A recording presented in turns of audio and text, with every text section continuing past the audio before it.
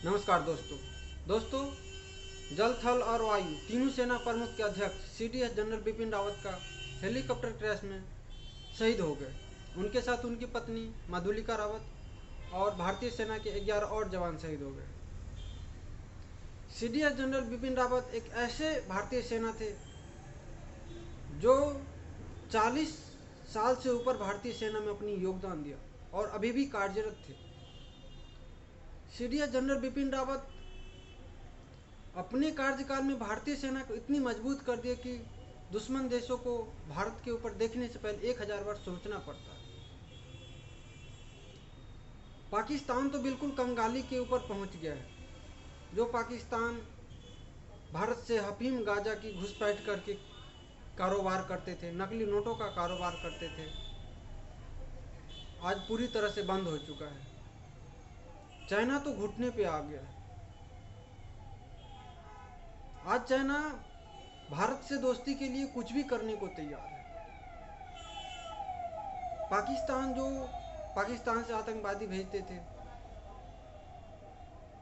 लेकिन आज भारतीय फौज उसे जहन्नम पहुंचाने में तनिक भी देरी नहीं करते। सीडीएस जनरल बिपिन रावत एक ऐसे भारतीय सैनिक थे जिससे एशिया देश के आस पड़ोस के जितने भी देश है सब उनसे डरते थे। सीडीएस जनरल बिपिन रावत के जितने बाहर देशों के दुश्मन थे उससे ज़्यादा उसके अंदर भी दुश्मन थे।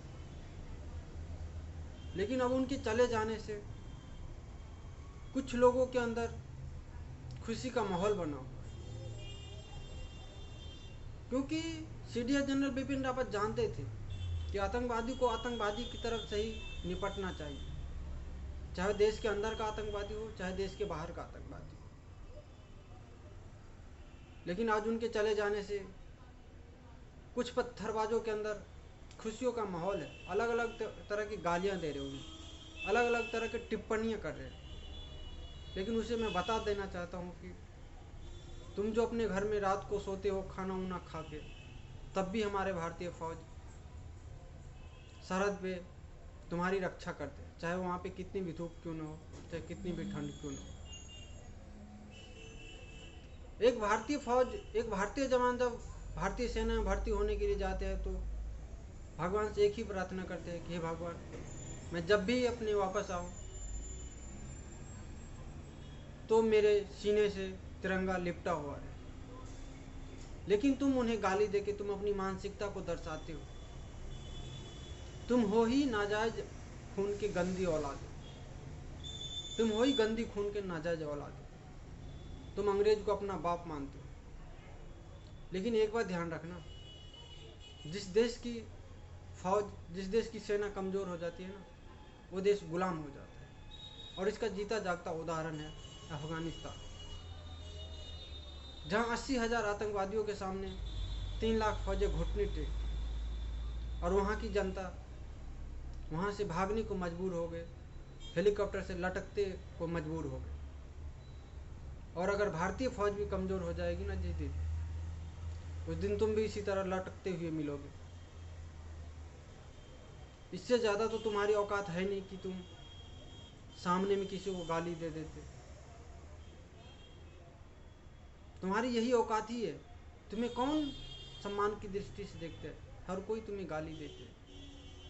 तुम्हारा खून ही गंदा है, तुम्हारा डीएनए ही गंदा है। लेकिन मुझे इस बात की खुशी भी है कि देश के कोने कोने से सीडीएस बिपिन रावत के साथ साथ बाकी सारे शहीदों को देश के कोने कोने से लोग श्रद्धांजलि दे रहे हैं, उनको नमन कर रहे हैं। मैं सीडीएस बिपिन रावत के साथ साथ सभी शहीद को फिर से नमन करता हूँ। जय हिंद, जय भारत।